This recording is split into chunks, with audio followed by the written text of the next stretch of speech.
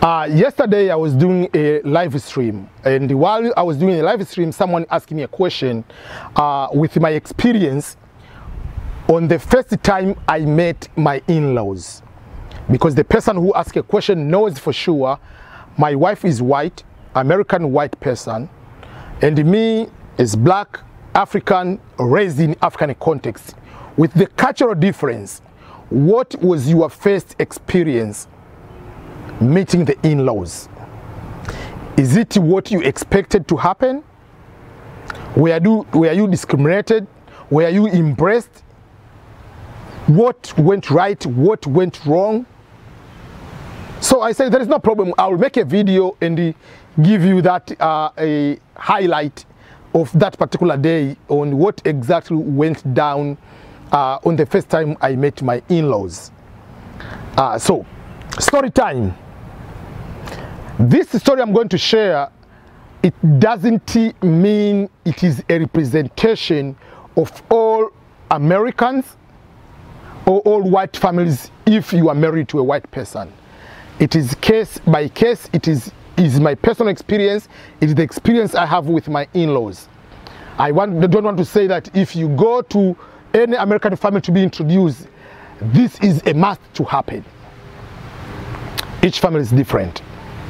So for me, let me start with how I met my wife, and that will be able to describe how I was able to meet my in-laws, because it is a little bit different if, let's say, some people went to the same school together, dated during their school year, maybe in college, then they decided to get married.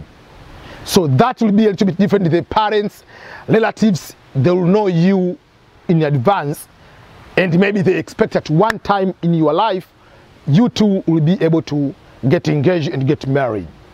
For me, it was a different situation. My wife, first of all, was a Catholic nun. By Catholic nun, I can simply use just a Catholic sister. There is a difference between a nun and a sister in Catholic. But still, just let's say it was a Catholic sister for 12 years. The first years was a sister, the second 6 years was a nun into what they call cloistered nuns under poor Clares. I will explain in other videos. But with that kind of background, so she was in the convent for all those years. So when she came back for medical reasons and getting the permission from the community she was serving, she came out 2008, and we met in 2009 around almost around early November. That's, I mean, just like end of October, going early November. That's when we met. I mean, we started communicating with her online. So we met online on eHarmon. eHarmon is, I'm not endorsing any website, but I'm just saying exactly where I met my wife. It is a paid website for dating.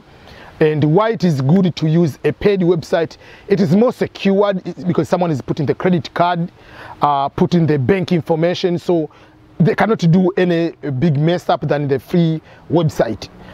Plus, in addition to that, if you are going to the paid site, it shows that how serious you are compared to the free one, though even the free one, they have serious people. My sister-in-law met her husband online on the free website, and both they lived in California. Now they live here in Missouri, Kansas. They live in Kansas State. Yeah, so there are all those kind of things. So when we met, we already planned, because she's adult, she's not getting the permission from the parents. So we didn't go to the parents to ask the permission, because there is a tradition, though it's different from Africa. In Africa, when you go, you have to send in some people to go there to pay the bride price or to be told how much to ask the parents. Here, people usually they can get engaged on their own, but sometimes they do the kind of like permission. Oh, Mr. So and so, Mrs. So and so, may I allow me to marry your daughter? There are some people they do that, and especially if they have been dating for quite some time and they have that kind of relationship, that is expected. But usually they cannot say no, because they know for sure their daughter is above 18 and they can get married wherever they want, compared to the Africa. In Africa, you can be even 25, 50, and your parents can say, no, don't marry that one because of this. And the family, they want to dictate your lifestyle. But here is not that. They can give their opinion, but they cannot just go into stopping you on doing anything.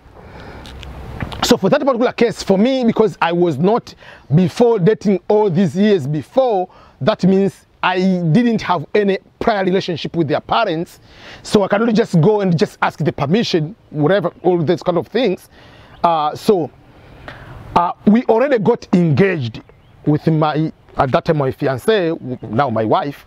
So we got engaged already. It was before Thanksgiving, I believe so, 2009. We already have the date on the church, like on May 1st, we'll get married. So we know everything because we already have all the plans and they already paid some of the money for the church. We've already started our plans. Then is when I went to meet my in-laws.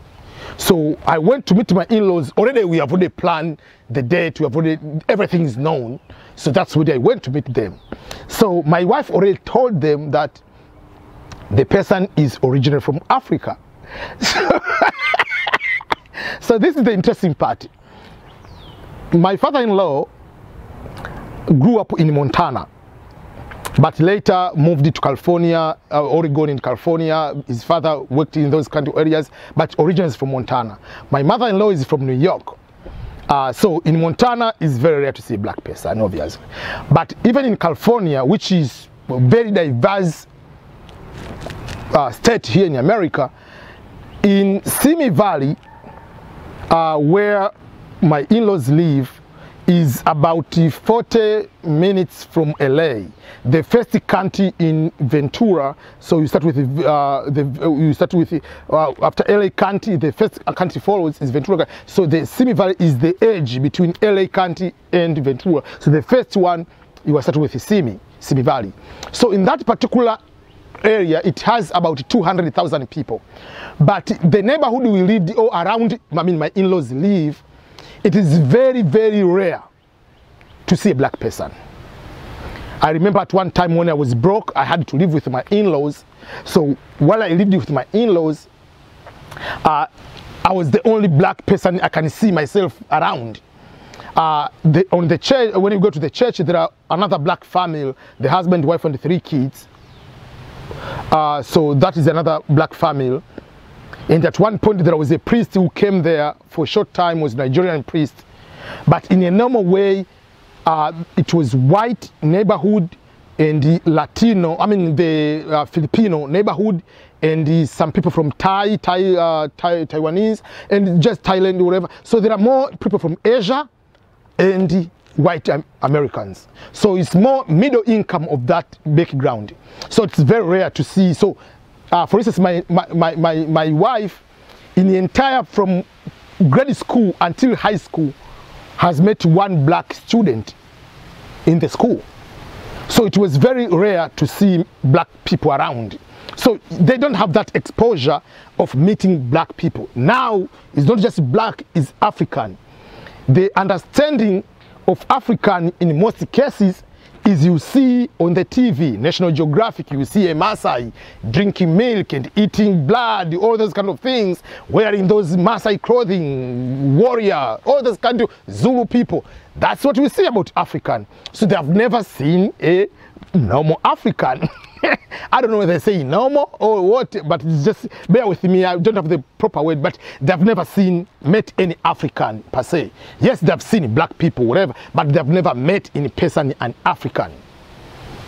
So the first question to my in-law, before I was going to them, so this is my wife told him, before I went to them, so does he eat the normal food? Like, which is a very good question, because the only thing you see on the TV which they are showing, which is not his fault or their fault, is they're just eating blood and milk and whatever raw meat over like a Maasai. That's what they see. Do they wear the more clothing, or it's just like what we see on the TV? Say it's normal, and is a student at the University of San Diego. They live normal life like us. Okay, so they're just curious to know. It was not, so I don't want to put here, okay, Why? They can just go and Google on the internet. But most of the internet is corrupted with a certain image of Africa. You see, you have to know that. So they want to know all these kind of things. And it was not about racist, no. It's just like a curiosity to know more about someone, because once you are going to meet, even before when I was bringing my wife to Tanzania, I have to give some tips about Tanzania, because you don't want the traditional or cultural values to be able to be broken. You can be able to just let someone know in advance. So they wanted to know what would be the appropriate, how to greet, all these kind of things. Myself, I've never been introduced by any person in their family, because I've never been engaged before. So I've never been introduced, Mr. So-and-so, this is my future husband. I've never engaged anybody in my life. So on my end, what is going on? What am I going to say? Like, I know, I mean, in Africa, there are certain steps. In America, there is no bride price. There is no bringing these like elders groups should go to ask their permission or talk, bring the family and the family. My family is in Africa, so I'm going solo. So all those kind of things going on. So I asked my wife, what is the proper way? You say, oh, when I go there, I'll introduce, okay, this is my father, and you will say, his name is Robert Murray. So we say, his name is, so you say, this is my father, Mr., and we put the surname. And this is my mother-in-law is called, so Janet in the last name. So this is Mrs. So-and-so. So obviously that's I'm supposed to greet them. Good morning, or depending will be good afternoon, Mr. So-and-so. Good morning, good afternoon, Mrs. So-and-so. That's what I'm going to prepare myself. So we arrived there. We opened the door from the car, because I lived in San Diego and they live in Simi Valley, so it's about 3 hours drive. But I went through with a train. So I stopped with the train, and Marie came to pick me up from the train station. Then I will stay in the hotel, but I have to go there, eat with them, talk to them. So they were already outside waiting for me outside the door. So Marie started to be very professional because she doesn't know what is going to happen. So Ernest, this is my father. I will say my dad and Mr. So-and-so. Oh, call me Bob. Oh. I mean, it is very nice gesture in the American context. His name is Robert, and the last name, so he doesn't want me to call his last name, and it's Robert is going by Bob. Oh, call me Bob. Okay, I didn't say good afternoon, Bob. No, I didn't say that. Then Marie's mother said, oh, call me Janet. Okay, my African mindset is going, my head is spinning. Okay, what's going on here? My wife got surprised, because in the American culture or American context, that is a very polite, nice, they're welcoming you, they're excited. Oh, call me Bob, go by the first name, and or use even the nickname. Call me Bill instead of William. So those are nice, easy name, like you are part of the family. But how I grew up, I will never call my father-in-law by the first name.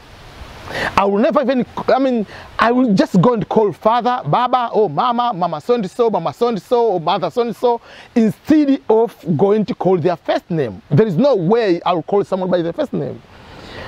So I express on the side I express my desire, like this is how we do in Africa, I have to call mama so, or baba, or whatever. They say, oh, I'm not your mother, you cannot call me mama. And the father cannot call, they say, call me Bob. I cannot call, they don't want to be called the father or called the mother, which is the appropriate way. They are aged like my mother or my parents. I cannot do that. I mean, I cannot call by their first name, which they have aged like my parents. No.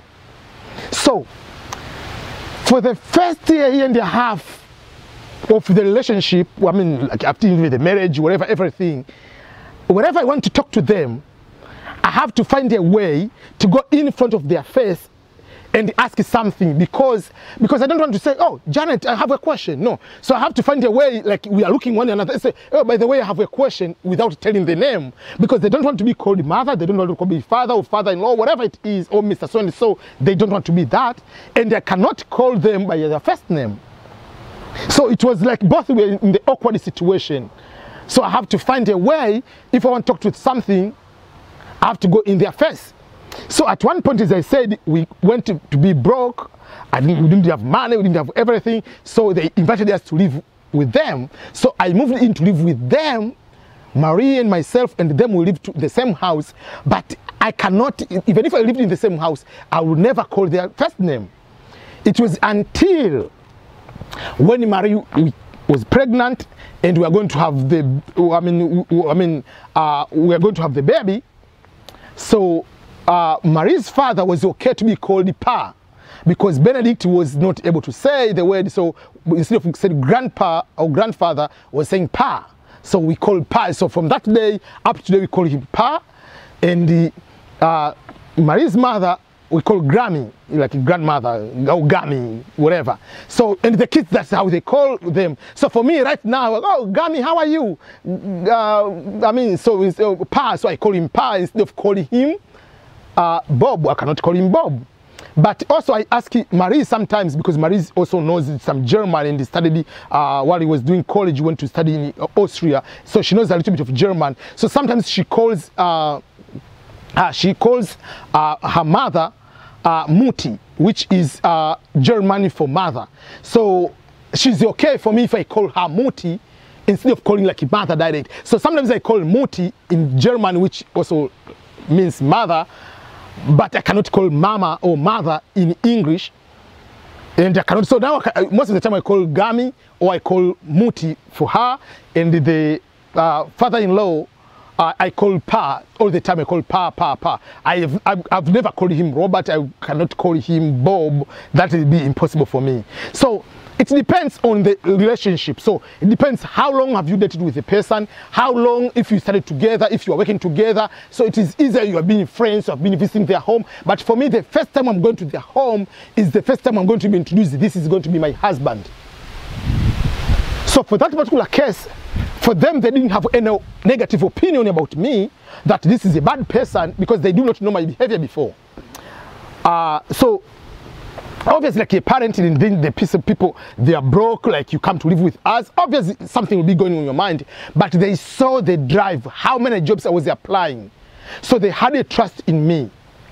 And for me and my wife to go to live with them, it brought a big, good relationship with them. So now we have a very, very, very wonderful relationship with them, understanding one another. The food, they even like sometimes they look forward for the certain food I cook, how I do barbecue. So when we're in California, I'm in charge of barbecue, for instance, or making the salad, which is kachumbari. There are so many type of beans I do. So even when they come here, they are okay and they enjoy some of my cooking. So now it is more intercultural. But for me, I'm more into not eating more certain American food than them being okay to learn. And there is no judging if they make a food and they say, I tasted this food, oh, I don't like this food. They don't get embarrassed, they don't get upset. And if for me, if I make a food, they taste all this, oh no, this tastes horrible, I don't like this food. It's okay.